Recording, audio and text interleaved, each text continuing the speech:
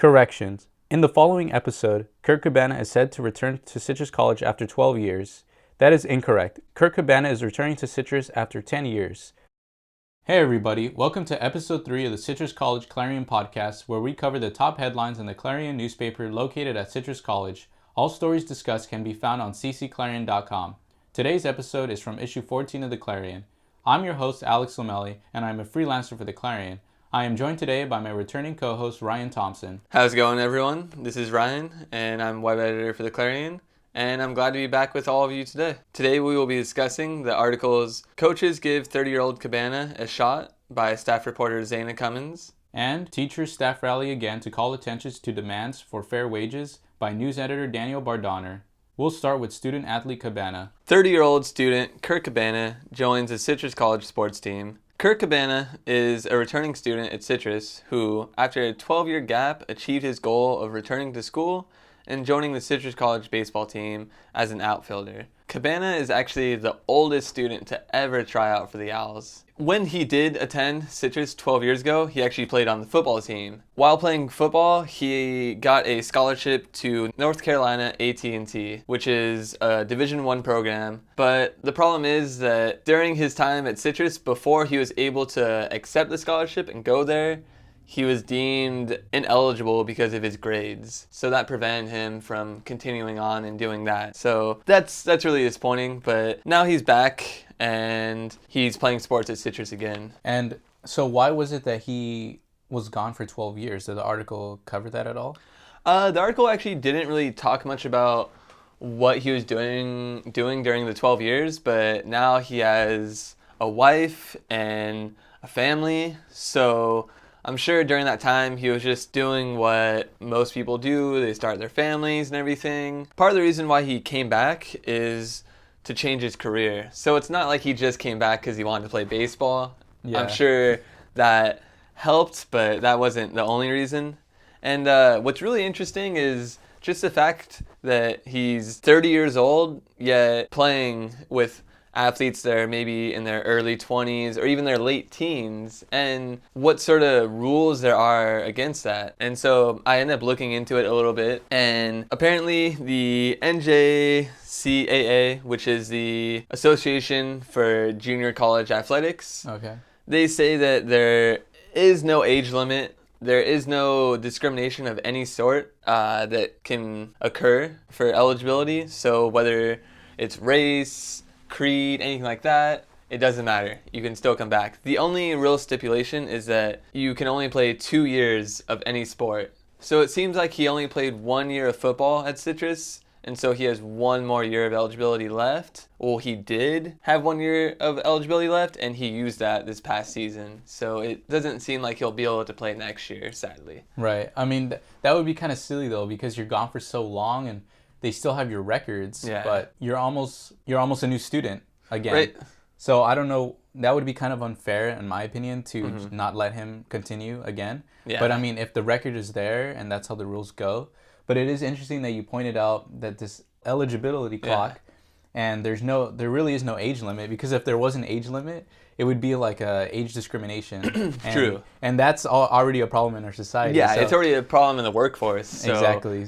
In any sort of public sphere, it has to be applied, I guess. And it kind of makes you think, too, could a 60-year-old be on the football team if he was qualified? If he had the skills, athletic ability, right. A 60-year-old could theoretically be on the Citrus College football team. True. I mean, it's just like professional sports, I guess, where as long as you're physically capable of playing the sport at a high level, go right ahead. Right. But it does bring up the thoughts of, is it dangerous to have someone that's older playing in a sport? Is there a higher chance of injury or anything like that? Is that more of a liability? I mean, it really does bring up those points. But one of the things that I thought was interesting that Cabana talked about when he was interviewed is that baseball is serving as a motivating factor for him. By playing baseball, it's keeping him in line. And I've played sports all my life, and a lot of my coaches and teachers talked about that when you play a sport, it forces you to manage your time and kind of keeps you out of trouble to where you're either playing the sport or doing your homework.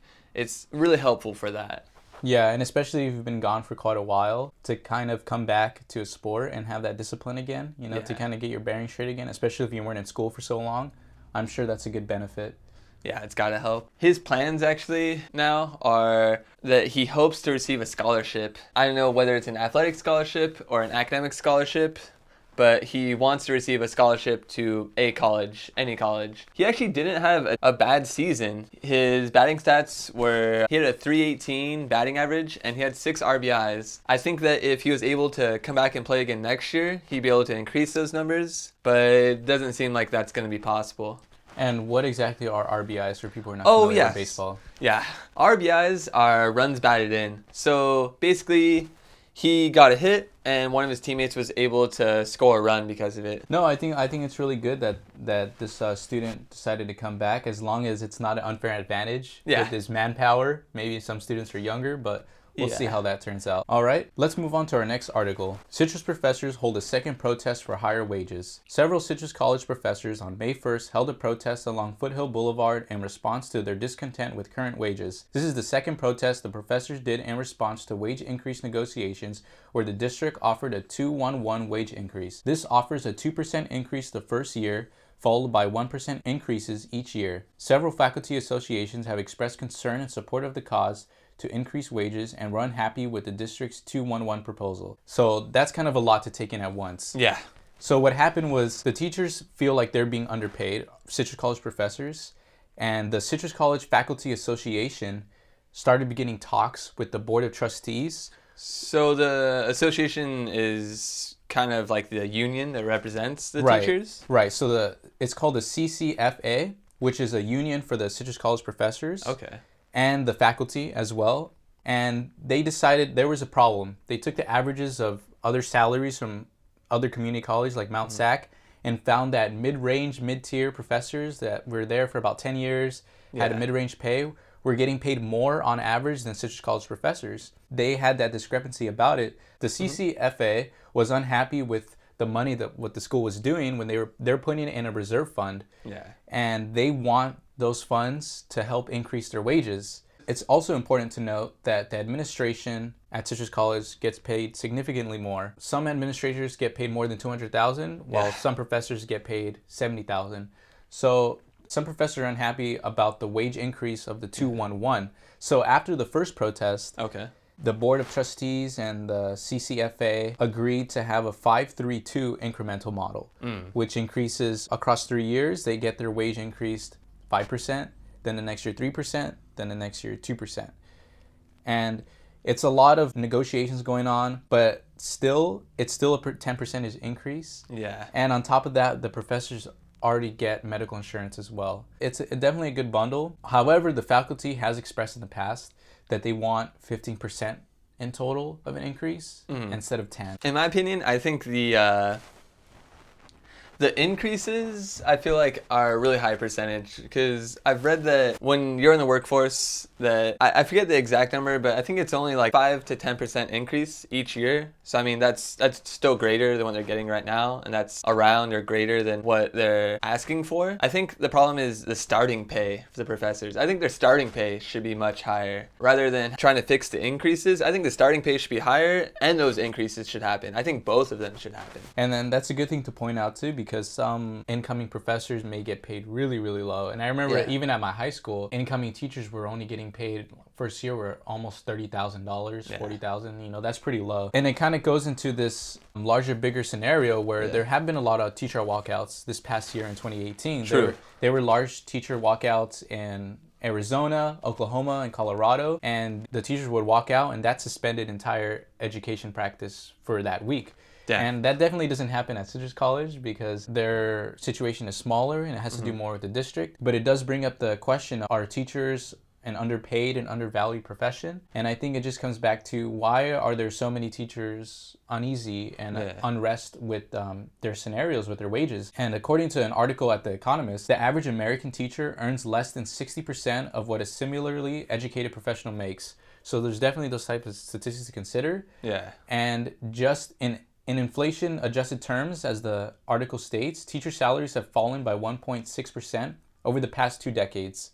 And this article came out on May 5th, about a week ago from today. I think even another aspect of that, the fact that they're making less money than how you're saying other professionals in other fields. To become a professor at even a community college, you have to have your master's degree. And getting a master's degree is not cheap. So just the price of their education to get the job, to be qualified for it, is very expensive. And it's not like when you become a doctor and all of a sudden you're rewarded and you're getting paid a ton of money. You're going through this education and then you're really not getting much back. And it makes it that much harder to get by and survive on your wages when you're paying back that money. It has less incentive. I mean, you talk to people and a lot of people choose to not want to become a professor or a teacher just because of the wages, even if it's something they'd want to do. But it is also suitable to point out that some master's degree programs can be paid for if you get scholarships for it and whatnot, so some schools would pay for it.